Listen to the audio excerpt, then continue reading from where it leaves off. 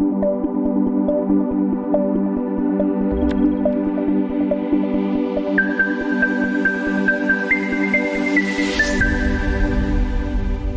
book lovers! My name is Carrie and this is Spines and Spoilers. I've already said this in another video, but welcome to 2022. Happy New Year. Nice to see that you're all, whole and safe and healthy for the most part, right? Because I keep telling you to stay safe and love yourself, so you must be good, right? Anyway, today I'm going to go over my TBR for January of 2022. Sorry for any background noise. For some reason, people are wanting to drive through the neighborhood today, revving their engines. I don't know what's going on. Before I get into the actual video, I want to discuss what I'm reading and what I'm drinking. I am filming this the same day as my December wrap-up video, so it's the same thing. But I'm drinking a peppermint mocha from Starbucks that my boyfriend gave me. I try not to talk too much about my partners because people are still a little finicky about polyamory, but yes, I am polyamorous. I have 3 partners at the moment: my husband, my girlfriend, and my boyfriend, and I love them all. Totally off topic though. This is something that I think I want to talk about more in the new year. Part of the reason that I joined BookTube was the fact that there weren't exactly a lot of polyamorous voices on the platform. So yeah, I might just start being a little bit more vocal about it in 2022. We'll see. Anyway, this video is going all over the place. The book that I am reading right now is The Daughter of the Moon Goddess by Su Lin Tan. So far it's pretty good. I'm only like 2 or 3 chapters in. I don't know a lot about the plot because I'm going in kind of blind. I got it as an arc from NetGalley, and I got like 50 arcs at the same time.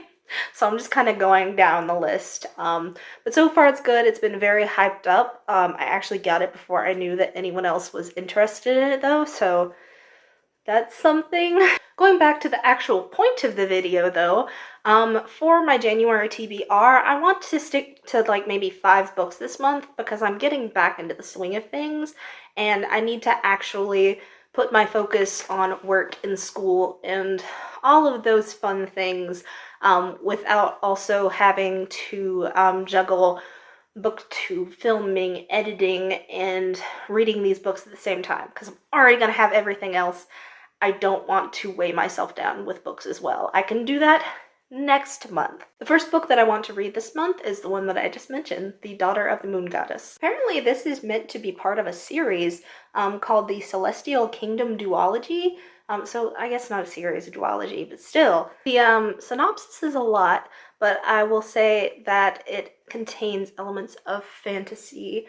It's described as an enchanting romantic duology which weaves ancient Chinese mythology into a sweeping adventure of immortals and magic, where love vies with honor, dreams are fraught with betrayal, and hope emerges triumphant. It is based in Chinese folklore, and I've heard nothing but good things about it so far from the people who have read the arcs. I also feel pretty privileged to be able to read it ahead of time.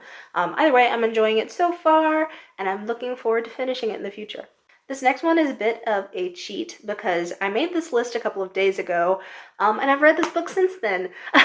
But it's Where the Crawdads Sing by Delia Owens. It follows a little girl named Kaya who is basically abandoned at the age of 5 and has to take care of herself. And she lives in this swamp and is labeled by the locals in the town next door as the Marsh Girl and is basically estranged. She tries to go to school one time because she knows that girls her age are supposed to, but she's unable to spell the word dog and ends up being chastised and bullied for it by the other children her age. From there, she basically has to escape from the truant officers and kind of stay hidden from the rest of the town as much as she can.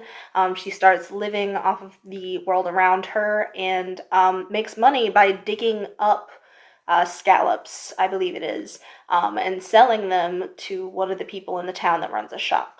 The beginning of the book starts in around the 1950s, 1940s or so, and the individual who owns the store is African American, so he is estranged from the rest of the town as well, as is his wife. And they end up forming a bit of a relationship eventually. So with the help of him and his wife and the little bit of skills that she picked up ahead of time, she slowly learns how to take care of herself. Now, that in itself is interesting, but the book develops more whenever we find out that there has been an individual who was potentially murdered in the town when it skips forward to 1969.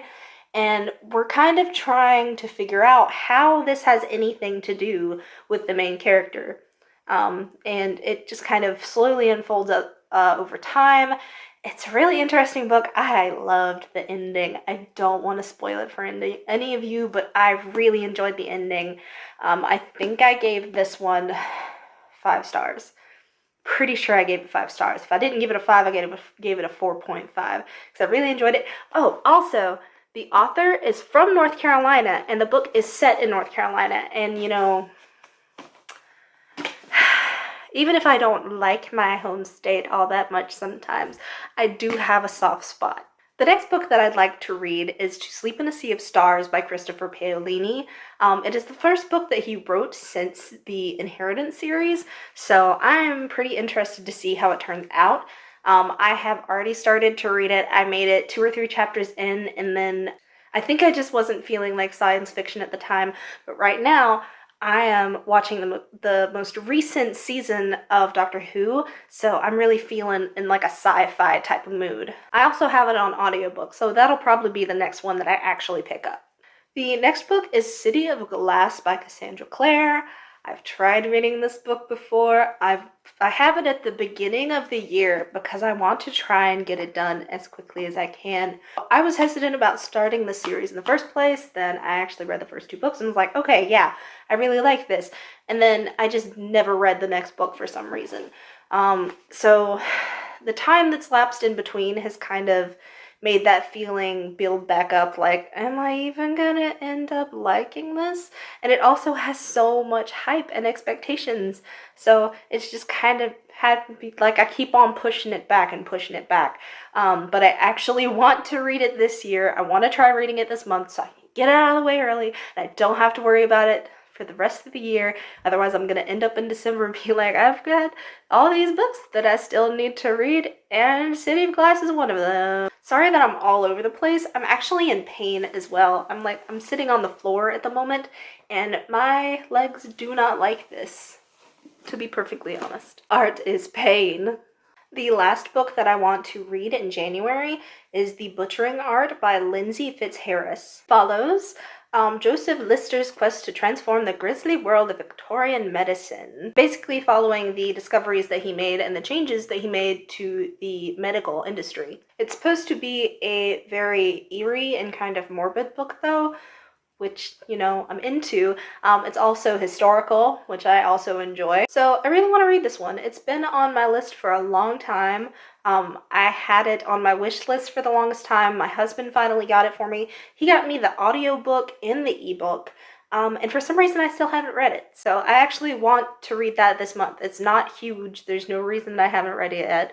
I have no excuse. Okay, yeah, I do have an excuse because 2020 was 2020 and 2021 was even worse for me.